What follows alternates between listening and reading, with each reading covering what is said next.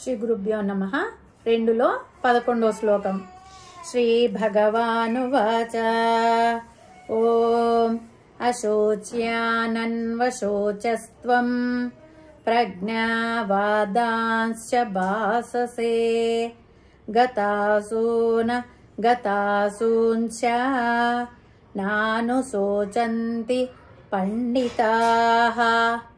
అంటే శ్రీకృష్ణ పరమాత్మ చెప్తున్నాడు అర్జునునితో, అశోచ్యానన్వశోచస్వం, శోకింపదగని వారి కోసం శోకిస్తున్నావు.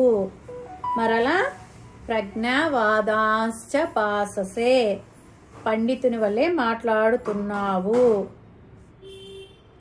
గతాసు నగతాసుంచ, ప్రాణములు పోయిన వారిని గూర్చియు మరియు ప్రాణము ఉన్నవారిని గూర్చియు మాట్లాడుతున్నావు అని చెప్పి అంటున్నాడు అనమాట. అంటే దీనికి అర్థం ఏమంటే, ఆలోచించడమేమో సామాన్యుని వలె ఆలోచిస్తున్నావు, మాట్లాడడమేమో పండితునిలాగా మాట్లాడుతున్నావు. పండితులైన వారు శోకాన్ని పొందరు, నీవేమో పండితునిలాగా మాట్లాడుతున్నావు కానీ సామాన్య మానవునిలాగా శోకాన్ని పొందుతున్నావు. జగద్గురువు అర్జునుని సందేహాలకు, మనందరి సందేహాలకు ఏమనేది చెప్తాడనమాట. ఈ శోకము మనందరికీ, అర్జునునికి కానీ మనకు కానీ ఎందుకు వస్తుంది? ఆత్మతత్వ జ్ఞానము లేకపోవడమే ఇవన్నీ వస్తున్నాయి.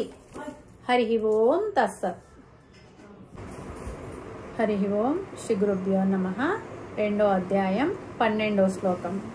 ఓం నత్వేవాహం జాతునాసం నత్వం నేమే జనాధిపాః నచైవ న భవిష్యామః సర్వే వయమతః పరం.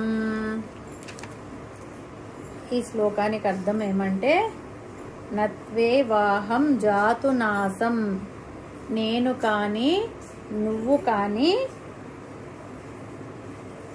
లేము అనున్నది లేదు ఒకప్పుడు. ఈ రాజులు కూడా జనాధిపాః, మేమే జనాధిపాః, ఈ రాజులు, ఈ సైన్యాలు, ఈ గుర్రాలు ఇవన్నీ ఒకప్పుడు లేవు అనున్నది లేదు, తప్పకుండా ఉన్నాయి. పుట్టక ముందు లేదు అని లేదు, పుట్టక ముందు ఉన్నారు. నచైవ న భవిష్యామః సర్వే, ఈ శరీరాలు విడిచిపెట్టాక కూడా ఉంటాము. ఈ శరీరాన్ని ధరించినప్పుడు ఉన్నాము, పుట్టక ముందు ఉన్నాము, శరీరం విడిచిపెట్టాక కూడా ఉంటాము. మనమందరము, ఎవ్వరైనా అంతే, పుట్టక ముందు ఉన్నాము అనేది లేదనేదేం లేదు. పుట్టక ముందు ఉన్నాము, పుట్టాక ఉన్నాము, శరీరం విడిచిపెట్టాక ఉంటాము అని చెప్పి అంటున్నాడు. అంటే పుట్టుక మరణాలు శరీరానికి మాత్రమే కానీ ఆత్మకు లేవు, ఆత్మస్వరూపానికి లేవు. మనమందరము ఆత్మస్వరూపాలు అని చెప్పి పరమాత్మ చెప్తున్నాడు. హరి ఓం.